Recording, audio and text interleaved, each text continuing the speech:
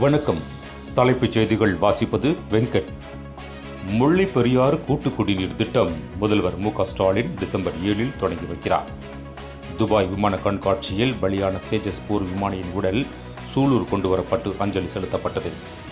பழைய ஓய்வூதிய திட்டத்தை அமல்படுத்த கோரி அரசு ஊழியர்கள், ஆசிரியர்கள் பேரணி.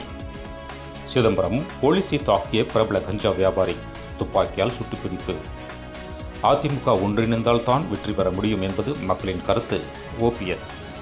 விஜய் ஒரு சின்ன குழந்தை, அவர் பேசுவதை பொருட்படுத்தக்கூடாது. ஜெகத் ரட்சகன் பேட்டி.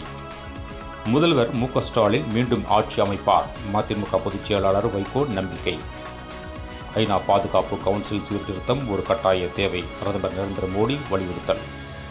தூத்துக்குடி, தென்காசி, நெல்லை, குமரியில் கனமழை எச்சரிக்கை. முன்னெச்சரிக்கை நடவடிக்கைகளை மேற்கொள்ள மாவட்ட நிர்வாகத்திற்கு அறிவுறுத்தல். மத்திய மாநில அரசுகள் மங்களதேவி கண்ணகி கோவிலை புனரமைப்பு செய்து கும்பாபிஷேகம் நடத்த வேண்டும். சென்னையில் நடந்த கவன ஈர்ப்பு ஆர்ப்பாட்டத்தில் நாமமோ கழக தலைவர் BLA ஜெகநாத் மிஸ்ரா வலியுறுத்தல். SIR செயல்முறை குறித்து நவம்பர் 24 முதல் தமிழகத்தில் தேர்தல் ஆணைய அதிகாரிகள் கலாய்வு. பக்தர்கள் கூட்டத்தை கட்டுப்படுத்த சபரிமலையில் விரைவு அதிரடிப்படை பொறுப்பேற்பு.